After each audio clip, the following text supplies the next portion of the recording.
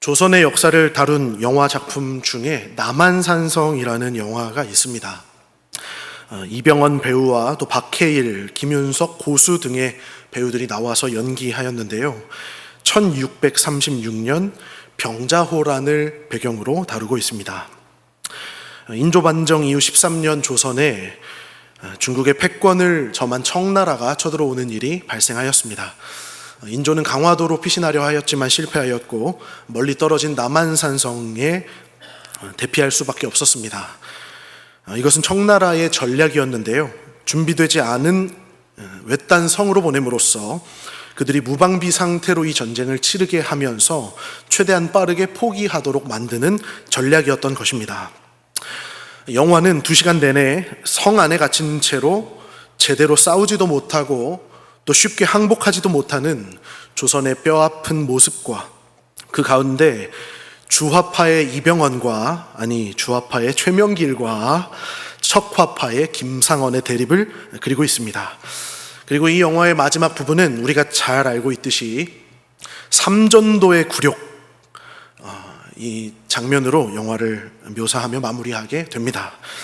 용포가 아닌 신하의 옷을 입은 인조가 무릎을 꿇고 고개를 조아리는 모습에서 견딜 수 없는 아픔과 무기력을 느끼게 됩니다. 이 영화의 누적 관객수는 384만 명으로 상업 영화로서 큰 성과를 거뒀다고 보기는 어렵습니다. 평론가들이 이 영화에 대해서 평론할 때 이 영화가 흥행하지 못한 이유를 영화가 너무 지나치게 사실적이어서라고 평가합니다.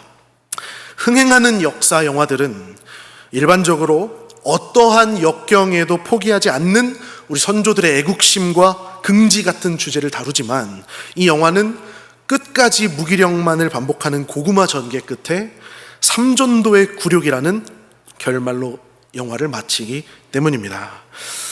이 영화의 감독은 나중에 오징어 게임이라는 대작을 연출하는 스타 감독이 됩니다. 하지만 그가 이 남한산성을 제작하는 동안에는 더 많은 관객 수보다도 끝까지 무기력을 일관하면서 교훈을 주기를 바랬던 것 같습니다.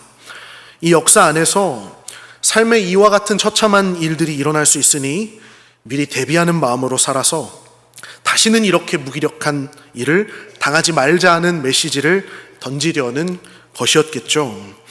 그리고 이것이 우리가 과거의 역사를 통해 배울 수 있는 가장 큰 교훈일 것입니다. 그러나 우리는 우리에게 주신 믿음 안에서 이러한 일에 대해 다시 한번 생각해 보게 됩니다. 삶이란 과연 이렇게 무기력하기만 한 것일까? 특히나 예수 믿는 성도의 삶에 이러한 환난과 무기력함이 찾아왔을 때 그냥 내 힘으로 힘껏 대비하는 것 말고 다른 방법은 없을까 하고 신자로서 한번 생각해 봐야 된다는 것이죠. 저는 이 영화를 극장에서 봤습니다. 제 기억이 맞다면 어머니와 함께 이 영화를 봤던 것 같은데요. 저는 당시에 이 영화를 보면서 오늘 본문의 말씀, 열왕기하 7장의 말씀이 참 많이 생각이 났습니다. 굳게 닫힌 조선의 남한산성과 막혀있는 이스라엘 이 사마리아 성이 무척 닮아 있었기 때문이죠. 그때 저는 이 남한산성에 갇힌 힘없는 조선에게 엘리사 같은 선지자가 있었더라면, 그리고 그 조선의 하늘에 창을 여시는 하나님이 계셨더라면 어땠을까 하는 상상도 했었습니다. 오늘 본문 7장의 말씀을 하기에 앞서 우리는 먼저 앞부분인 6장의 이야기를 보아야 합니다. 본문은 이스라엘의 이 아람과의 전쟁 상황을 그리고 있는데요. 아람 왕 벤하닷은 이스라엘을 점령하기 위해 사마리아로 쳐들어왔습니다. 6장 24절 말씀을 보면 아람 왕 벤하닷이 사마리아를 애워쌌다라고 기록하고 있습니다. 당시의 아람 군사는 병거와 보병을 앞세우는 강력한 군대였다고 합니다. 힘없는 이스라엘은 이 아람 군대를 피해서 사마리아 성에 숨어서 꼼짝도 못하고 있었습니다. 강한 군대들이 이 약소국을 상대하는 전쟁을 할 때는 굳이 서로 피 흘리면서 치고받는 전투를 하는 것이 아니라 굳이 한두 명 우리도 손해를 볼 필요가 없이 머리를 써서 상대를 고립시키는 방법을 사용하는 것이죠. 상대를 빠져나오지 못하도록 막아놓고 스스로 자멸하게 하는, 시간이 스스로를 공격하게 하는 방법을 사용하는 것입니다. 오늘 이 말씀 본문의 이야기는 병자호란보다 약 2500년이 더 앞선 이야기라고 합니다. 그런데 이 2500년 전에도 그 방식이 똑같다는 것이 너무나 놀라운 것이죠. 적군이 성곽을 완전히 포위했습니다. 그때 가장 큰 문제가 있다면 그것은 바로 식량과 자원의 문제일 것입니다. 적에게 포위가 된 순간부터는 이제 외부에서 음식을 가져올 수가 없는 것이죠. 성곽 안에 있는 음식만으로 버텨야 하는 것입니다.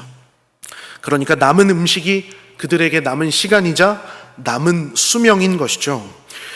그러면 그때부터는 성 안에 있는 음식의 가치가 월등히 높아지게 됩니다. 이것을 경제 용어로 인플레이션이라고 하죠.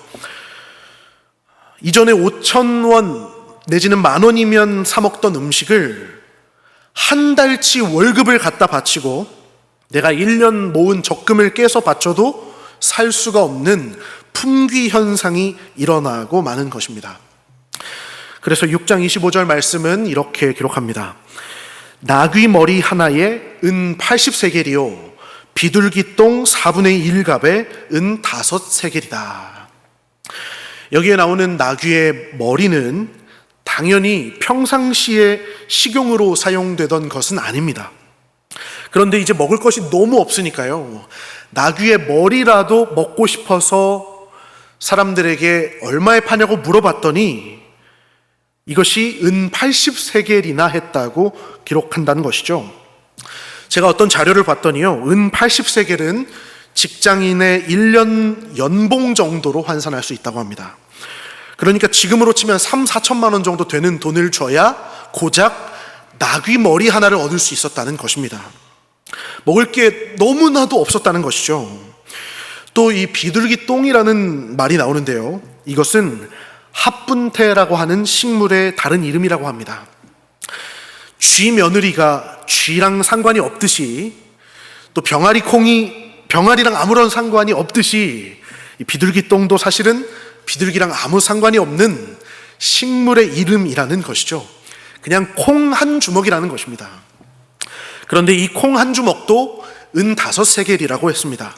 이것은 지금으로 치면 직장인의 한 달 월급 정도라고 합니다. 200~300만 원 정도는 된다는 거죠. 그러니까 콩 한 주먹을 사려면 300만 원을 내라는 것입니다. 한 달치 월급을 줘도 고작 콩 한 주먹도 먹을 수 없는 상황. 성 안쪽의 생활은 이렇게 아비규환이 일어나게 된 것입니다.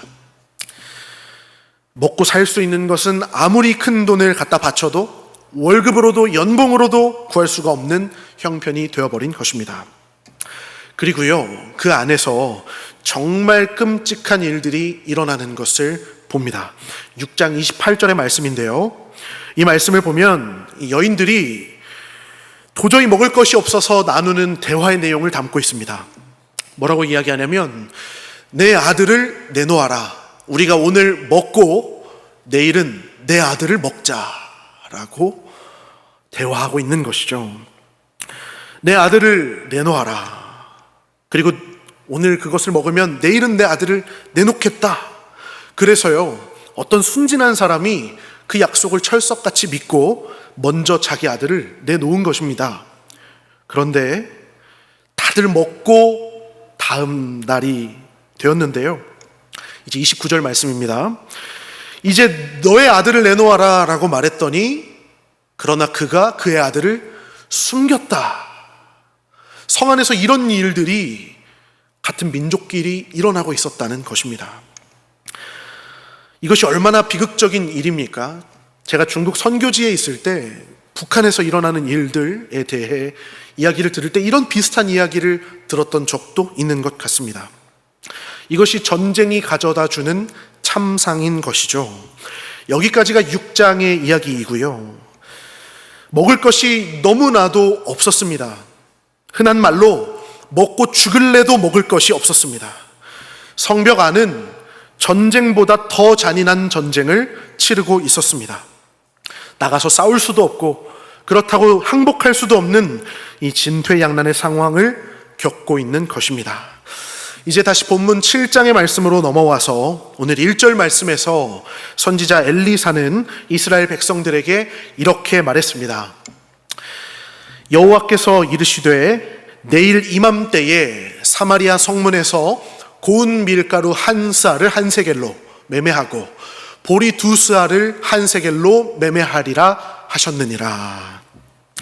우리는 6장에서 은 80세겔과 5세겔이 어느 정도의 가치를 가지고 있는지를 나누었습니다.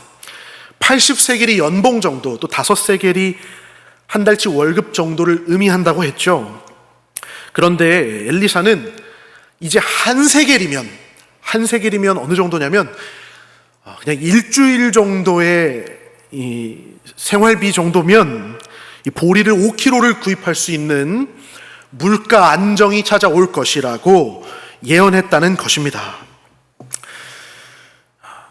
지금 전쟁이 계속해서 치열하게 이루어지고 있는 상황입니다. 그런데 내일 이맘때면 모든 물가가 안정을 되찾아서 너희가 원래 그렇게 했듯이 적당한 가격에 밀과 보리를 살 수 있는 날이 올 것이라고 예언했다는 것입니다. 지금 주화파든 척화파든 빨리 토론해서 대책을 마련해도 모자랄 판국에 엘리사는 회복을 예언하고 있다는 것이죠. 성도 여러분은 어떠십니까? 지금 어디 이슬람이 찾아와서 우리 성문교회 문들을 다 걸어 잠그고 우리 교회를 에워싸고 있는 것입니다. 하필 우리 교회는 식당도 비전센터에 있는데 먹을 것이라고는 교역자 사무실에 제가 서랍에 숨겨놓은 비상식량밖에 없는데 황지호 목사가 나와서 내일 이맘때면 모든 상황이 다 회복될 겁니다 라고 말한다면 그 말을 곧이곧대로 믿을 수 있겠습니까? 그때 이 엘리사의 말을 듣고 분노를 참지 못했던 한 사람이 등장합니다. 2절 말씀은 그를 이렇게 부르고 있습니다. 왕이 그의 손에 의지하는 자, 곧 한 장관이 있었다라는 것이죠.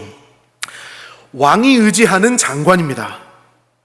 이 한마디로 이 사람이 얼마나 합리적인 사람인지, 얼마나 정세와 이치를 잘 분별할 수 있는 사람인지를 나타내는 것 아니겠습니까?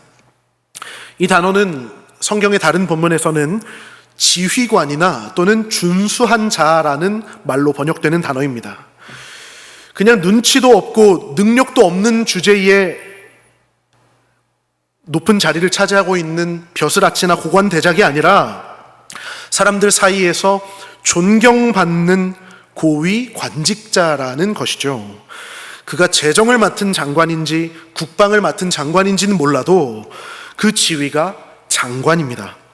그리고 그는 왕이 신뢰하고 의지할 정도로 훌륭하고 유능한 사람이었습니다. 그가 엘리사의 말을 들어보니까요, 터무니없는 말을 하고 있는 것입니다. 지금 전쟁 때문에 밥을 굶은 지가 수십 일인데 당장 먹을 것이 없어서 다 죽어가고 있는데 먹을 것이 너무나 없어서 자기 아이들을 삶아 먹을 지경인데 하루아침에 이 모든 상황이 다 안정될 것이라니 믿을 수가 없다는 것입니다. 그래서 장관은 이렇게 말했습니다. 2절 말씀입니다. 여호와께서 하늘에 창을 내신들 어찌 이런 일이 있으리요. 여기서 이 하늘의 창이라고 하는 말의 이 원문의 의미는 하늘에 있는 곡식 창고를 뜻하는 말입니다. 발음이 창고가 아니라 창고죠. 곡식 창고를 뜻하는 말입니다. 물가가 안정된다고요? 하나님이 자기 곡식 창고를 열어서 하늘에서 곡식이 비처럼 쏟아진다면 모를까, 그게 되겠소 하고 반문했던 것이죠. 여호와께서 하늘의 곡식 창고 문을 열어서 먹을 것이라도 부어주신다는 말이요. 사실 이 말은 참으로 합리적인 말입니다. 정말로 타당한 말입니다. 맞는 말을 했던 것입니다. 그러나 이것은 믿음이 없는 말이었습니다. 하나님의 사람 엘리사입니다. 그가 여태까지 보여준 기적이 한두 가지가 아닙니다. 과부의 기름 그릇에서 기름이 솟아나게 했던 엘리사 아니겠습니까? 수넴 여인의 아들이 죽었을 때 그를 살리기도 했으며 보리떡 20개로 100명을 먹이기도 했습니다. 나아만의 피부병을 낫게 하기도 했던 엘리사입니다. 그럼에도 불구하고 이스라엘은, 그리고 이 장관은 그 말을 들을 때 믿음이 없었다는 것입니다. 지금 하나님께서 약속을 주시는데도 못 믿겠다는 것입니다. 이 말을 듣고 엘리사는 이렇게 대답합니다. 내가 내 눈으로 보리라. 그러나 그것을 먹지는 못하리라. 참으로 심오한 대답이죠. 과연 하나님의 약속은 어떻게 될까요? 너무나 궁금한 가운데 하나님께서는 갑자기 화제를 전환해서 이 3절 말씀에서는 완전히 새로운 인물들을 이 이야기에 등장시키십니다. 그것이 3절에 나온 나병 환자 4사람입니다. 3절 말씀을 보면요, 이 나병 환자들이 성문 어귀에 앉아 있었다라고 기록합니다. 나병은 피부 질환이었습니다. 그런데 단순한 피부병이 아니라 부정한 질병으로 여겨지는 종교적인 일종의 죄였습니다. 그래서 나병을 앓는 환자들은 이스라엘 무리 속에서 살 수 없고 진영 밖으로 쫓겨나서 살았어야 했던 것이죠. 그래서 이 4명의 나병 환자들은 지금 전쟁이 일어나고 있는 이 상황 속에서도 그들은 성문 어귀에서 살고 있는 것이었습니다. 성 안쪽에서도 먹을 것이 없는데 하물며 나병 환자들은 오죽했을까요? 이 나병 환자들이요, 먹을 것이 너무 없으니까 이제 이러다가 굶어 죽겠다는 생각을 하기 시작했습니다. 그래서 이 4명의 나병 환자가 서로 회의를 하는데요, 이렇게 말했습니다. 성읍에는 굶주림이 있으니 우리가 거기서는 죽을 것이요, 만일 우리가 여기에 계속 머무른다면 역시 우리가 죽을 것이라. 그런즉 우리가 가서 아람 군대에게 항복하자. 그들이 우리를 살려두면 살 것이요 우리를 죽이면 죽을 것이라 하고 회의했다는 것이죠. 성읍은 굶주리고 있습니다. 그러니까 들어가도 죽을 것이고 또 여기 진영 밖에 계속 머물러도 어차피 굶어 죽을 것인데 우리가 차라리 아람 군대에게 항복을 하는 것이 낫지 않겠냐 하고 말했다는 것이죠. 어차피 여기 있으면 100% 죽는다. 그런데 아람에게 항복을 하면 살 수도 있고 죽을 수도 있으니 차라리 그렇게 여지가 있는 편이 더 합리적인 것이 아니냐. 참 똑똑한 사람들인 것 같습니다. 그래서 이 나병 환자 4사람은 아람을 향해 걸어갔습니다. 그런데 여기서 참으로 우스운 일이 일어나게 됩니다. 5절 말씀을 보면 이 4명의 나병 환자가 아람 진영 끝에 이르러서 보았더니 그곳에 한 사람도 없었다고 기록하는 것이죠. 어떻게 이런 일이 일어나게 되었을까요? 나병 환자들이 그냥 걸어가기만 했는데 이 아람 군대가 있어야 할 그곳에 아람 군인들이 한 사람도 없었다는 것입니다. 이 일이 어떻게 된 일인가 하고 보니까요, 6절 말씀을 보면 이는 주께서 제가 앞쪽에 이는 주께서 아람 군대로 병거 소리와 말소리와 큰 군대의 소리를 듣게 하셨으므로 이 아람 군인들이 놀라서 그 자리를 도망쳤다고 기록하고 있다는 것입니다. 다시 정리하면 어떻게 됐다는 말이죠? 아람 사람들이 이상한 소리를 들었다는 것입니다. 병거 소리가 들리고 말이 막 달려가는 소리가 들리고 큰 군대의 소리를 듣게 되었다는 것이죠. 그래서 이 환청을 들으면서 아람 사람들이 황급히 이 모든 짐을 그 자리에 두고 도망을 쳤다는 것입니다. 그래서 6절의 뒷부분을 자세히 보면 이 아람 사람들이 어떤 생각을 했는지를 우리가 알 수 있는데요. 이 아람 사람들은 이렇게 생각을 했다는 것입니다.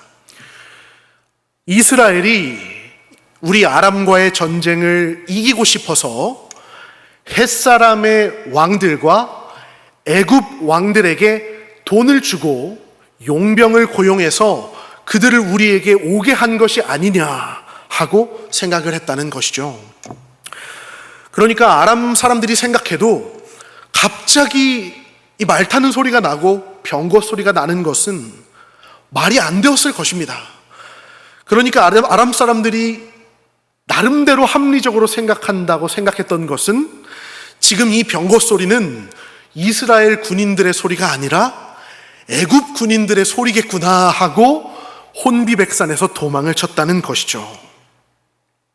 하나님께서 나병 환자 4사람의 발소리가 애굽 군대의 병거 소리와 말 발굽 소리처럼 들리게 하신 것입니다. 그런데요, 여기에는 이 원어적으로 굉장히 재미있는 장치가 숨겨져 있습니다. 첫 번째로 이 나병 환자라고 하는 히브리어 단어는요, 메쪼라임이라는 단어인데요. 나병 환자라는 말은 메쪼라임이라는 단어입니다. 그런데 이 애굽의 단어가 이 히브리어로 뭔지 아십니까? 미츠라임입니다. 성경에는요, 이 4명의 메쪼라임이 아람 군대를 향해 걸어갔다라고 기록하는데요. 하나님은 이 메쪼라임의 발소리를 미츠라임의 발소리로 들리게 하셔서 고작 4명의 나병 환자의 발소리일 뿐인데 아람 사람들은 그때 이집트의 병거 소리를 듣고 도망을 치게 하셨다는 것입니다. 되게 좀 비슷하게 들리십니까? 메쪼라임을 미츠라임으로 바꾸시는 하나님의 역사가 이곳에 있었다는 것입니다. 또 두 번째 특별한 장치가 있습니다. 아까 전에 장관이 했던 말이 있죠. 하나님이 하늘에 창을 내신들 이러한 일이 있으리요 라고 말을 했는데요. 이 하늘의 창문이라고 하는 히브리어는 아룻보트 바샤마임이라는 단어입니다. 그런데 이 4사람이라고 하는 히브리어의 단어는 아룻보트 바샤마임이 아니라 아르바 아나심이라는 단어를 사용합니다. 이것도 어떻게 좀 비슷하게 들리십니까? 하나님이 하늘에 창을 내신들 이런 일이 있겠느냐라고 말할 때 하나님은 이 말을 들으셨다는 것이죠. 그래서 하늘에 창을 여신들 이런 일은 일어나지 않을 거야 라고 말하는 그들에게 하나님이 하늘에 창을 여시는데 아룻보트 바샤마임을 여신 게 아니라 아르바 아나심을 여셨다는 것입니다. 이 4사람을 하나님께서 보내심으로 말미암아 온 이스라엘이 먹을 수 있는 하늘의 곡식 창고를 여셨다는 것입니다. 이 말은 그대로 이루어졌습니다. 이 4사람의 나병 환자가 이 아람 진영으로 갔을 때 아람 사람들이 너무 놀라서 급하게 도망을 치는 나머지 자신들이 먹을 모든 음식을 그 자리에 두고 도망을 쳤던 것이죠. 그래서 처음에는 이 아람 사람들이 우리 이 열왕기하 7장 7절 말씀을 한번 띄워주시겠습니까? 제가 지금 막 본문을 막 건너뛰었더니 우리 자막 많이 당황하셨을 텐데요. 장막과 말과 나귀를 버리고 아람 사람들이 도망을 쳤다는 것입니다. 그래서 이 나병 환자들이 아람군에 갔더니요, 거기에는 음식 천지인 것입니다. 먹을 것이 너무 많은 거예요. 전쟁에서 지고 있던 이 이스라엘은 상상도 할 수 없을 만큼 전쟁을 이기고 있는 사람들이 먹는 음식들이 그곳에 즐비했다는 것입니다. 그래서 우리 7장 8절을 보면 나병 환자들은 가장 먼저 뭘 했을까요? 한 장막에 들어가서 먹고 마셨습니다. 실컷 먹고 마시니까요, 이제 나병 환자들이 고향 생각이 나기 시작하는 거예요. 이스라엘 사람들이 아직도 이 아람군이 다 도망친 것은 알지 못하고 굶고 있을 텐데 내가 빨리 가서 이 소식을 전해주고 우리 고국의 백성들도 빨리 이 음식을 먹게 해야겠다 해서 이 네 사람이 이스라엘로 돌아가서 아람 군대들이 다 도망갔으니 빨리 이 아람 진영으로 가서 음식을 먹으라고 소식을 전하게 됩니다. 그리고 긴 이야기가 있지만요, 이스라엘은 이 하나님의 놀라운 역사 가운데 이 아람 군인들이 놓고 간 모든 음식을 먹으면서 하나님께서 하늘의 곡식 창고를 여신 것을 경험했던 것입니다. 하나님의 일하심이 정말 놀랍지 않습니까? 저는 마음 같아서는 박수라도 한번 쳐야 될 것 같은데요, 우리가 마음속으로 열심히 치기를 원합니다. 그리고 우리가 마지막으로 기억해야 할 말씀은 엘리사가 했던 예언의 말씀입니다. 내일 이맘때면 전쟁을 마치게 되며 밀가루 한 싸, 보리 두 쌀을 한 세겔로 매매하리라 하신 하나님의 그 약속의 말씀이 말씀 그대로 하루아침에 이루어졌다는 것입니다. 우리가 이제 이 이야기의 마지막 부분을 보기를 원하는데요, 말씀 17절에서 20절까지의 말씀을, 우리 4절 말씀을 한 목소리로 다 같이 읽겠습니다. 다 같이 읽겠습니다. 왕이 그의 손에 의지하였던 그의 장관을 세워 성문을 지키게 하였더니 백성이 성문에서 그를 밟음에 하나님의 사람의 말대로 죽었으니 곧 왕이 내려왔을 때에 그가 말한 대로라. 하나님의 사람이 왕에게 말한 바와 같으니 이르기를 내일 이맘때에 사마리아 성문에서 보리 두 쌀을 한 세겔로 매매하고 고운 밀가루 한 쌀을 한 세겔로 매매하리라 한즉 그때에 이 장관이 하나님의 사람에게 대답하여 이르되 여호와께서 하늘에 창을 내신들 어찌 이 일이 있으랴 하매 대답하기를 내가 내 눈으로 보리라 그러나 그것을 먹지는 못하리라 하였더니 그의 장관에게 그대로 이루어졌으니 곧 백성이 성문에서 그를 밟음에 죽었더라. 아멘. 엘리사의 예언은 그대로 성취되었습니다. 단 하루 사이에 모든 상황은 다 역전되었습니다. 하지만 그 말씀 앞에서 믿음이 없었던 이 장관은 어떻게 되었습니까? 성문을 지키라는 명령을 듣고 수행하다가 그만 사람들에게 밟혀져서 죽고 말았던 것입니다. 사랑하는 성도 여러분, 오늘 말씀은 우리에게 중요한 교훈을 주고 있습니다. 오늘 말씀이 주는 첫 번째 교훈은 약속을 이루시는 하나님 앞에서 믿음 없는 사람이 부정한 자보다 더 악하다는 사실입니다. 전쟁의 상황입니다. 이미 적군이 우리 군의 진영을 다 에워쌌고 벌써 음식이 떨어진 지 수일이 지났습니다. 완전히 패배했습니다. 심지어 사랑하는 자기 아이를 삶아 먹을 정도로 이성적인 판단을 할 수 없는 지경에 이르렀습니다. 죽지만 않았지 죽은 것이나 다름이 없었습니다. 그때에 하나님의 약속의 말씀이 임했다는 것이죠. 너희를 회복시킬 것이라고 말씀하셨다는 것입니다. 이와 같은 때에 우리는 어떻게 반응해야 할까요? 우리가 우리의 눈으로 보기에도 하나님조차도 불가능하실 것 같은 이때에 우리에게 임한 하나님의 음성을 외면하고 믿지 않을 때가 얼마나 많이 있습니까? 그러나 우리는 하나님의 음성에 믿음으로 반응해야 합니다. 하나님의 말씀을 듣고도 믿음으로 반응하지 않았던 장관은 모두가 회복의 기쁨을 누리는 그 순간에 자기 혼자 심판을 당하게 되었습니다. 장관이면 뭐 하겠습니까? 그동안 사람들에게 인정받았으면 뭐 하겠습니까? 하나님께 인정받지 못하면 끝이 아니겠습니까? 반대로 오늘 하나님의 쓰임을 받았던 사람들을 보십시오. 그들은 나병을 가진 환자들이었습니다. 사람들에게 부정한 사람으로 여김을 받아 내쫓겼던 4명의 나병 환자들, 하나님이 그런 사람들을 들어 쓰시리라고 그 누가 생각이나 했겠습니까? 그러나 하나님 앞에서 쓰임을 받는 사람은 믿음 없는 장관이 아니라 단지 항복하기 위해 걸어가는 4명의 나병 환자였다는 사실입니다. 하나님 앞에서 믿음 없는 것이 이렇게 나쁘다는 것입니다. 오히려 사람들에게는 버림받은 나병 환자, 평범함에 미치지도 못하는 이 나병 환자가 오히려 쓰임을 받았다는 것이죠. 우리가 하나님의 말씀 앞에 믿음으로 반응하기를 원합니다. 하나님은 세상에서 인정받는 장관이 아니라 믿음 있는 사람을 원하십니다.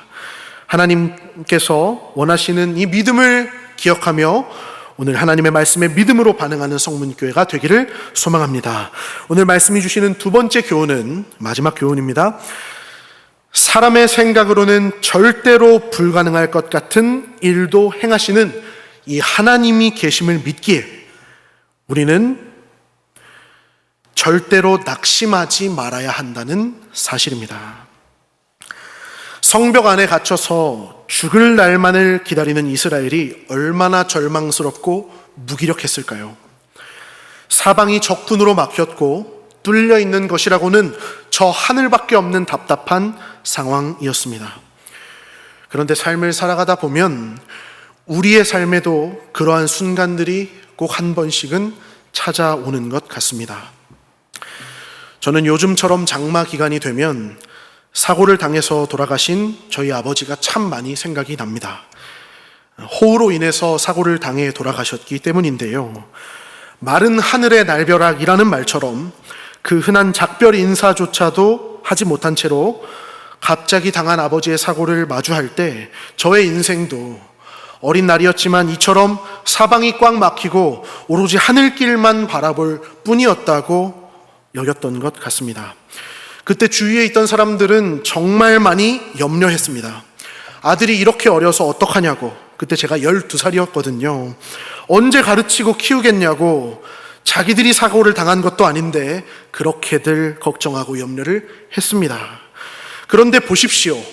하나님은 하늘의 창을 여셔서 저와 같은 인생도 건져내셨고 비록 날벼락 같은 인생이어도 하나님만 붙들면 살아낼 수 있음을 체험하고 고백하는 사람으로 세워주시지 않으셨습니까? 그래서 저는 제 인생도 비록 평범함에조차도 미치지 못하는 저와 같은 인생도 하나님 안에서는 참 복된 인생이라고 고백하며 살고 있습니다. 그리고 이것은 하나님의 일을 감당하는 데 있어 저의 훌륭한 자존감이 되어줍니다. 하루아침에 아버지를 잃고 평생 아버지가 없이 살아야 하는 저 같은 사람도 하나님이 이렇게 잘 살게 하시는데 하늘의 창을 열어 먹이시고 살리시고 입히시는데 제가 지도하는 우리 이렇게 멋진 성문교회 중등부 학생들의 인생은 하나님이 얼마나 더 멋지게 살게 하시겠습니까? 또 우리 귀한 성문교회 성도님들의 인생길을 하나님이 얼마나 더 멋지고 아름답게 인도하시겠습니까? 그러므로 사랑하는 성도 여러분, 혹시 우리들 가운데도 지금 오늘 이 순간에 사방이 다 막힌 것 같은 오로지 바랄 것이라고는 저 하늘의 창밖에 없는 것 같은 상황 속에 놓인 영가족이 단 한 분이라도 계시다면 절대로 낙심하지 마십시오. 하나님이 나를 위하여 하늘에 있는 저 창을 열고 먹이시며 입히실 것입니다. 그리고 오늘은 그렇지 않다 하더라도 혹시나 앞으로의 삶을 살아갈 우리의 인생길에 너무나 안타깝게도 겪고 싶지 않은 마른 하늘의 날벼락 같은 날들을 겪어야 한다 하더라도 우리의 하나님은 하늘의 창을 여시는 하나님이심을 믿기에 그리고 당신의 자녀들을 끝까지 보호하시는 아버지이시며 살 길을 내시는 선한 목자이심을 알기에 우리는 그 하나님 안에서 절대로 낙심과 좌절이 근심과 염려가 없는 줄을 믿습니다. 하나님은 나병 환자의 발소리를 애굽의 병거의 소리로 바꾸셨습니다. 우리는 능력이 없어도 하나님은 우리의 능력보다 크심을 알기에 그리고 언제나 주님께서 원하시면 언제든 우리의 모든 상황을 역전시키실 줄을 알기에 우리가 믿음 없는 자가 되어 버려짐을 당하는 것이 아니라 오직 믿음으로 하나님을 기쁘시게 하며 마침내 그 귀한 일에 복되고 아름다운 도구로 쓰임받는 모든 하나님의 자녀들이 다 되시기를 진심으로 소망합니다.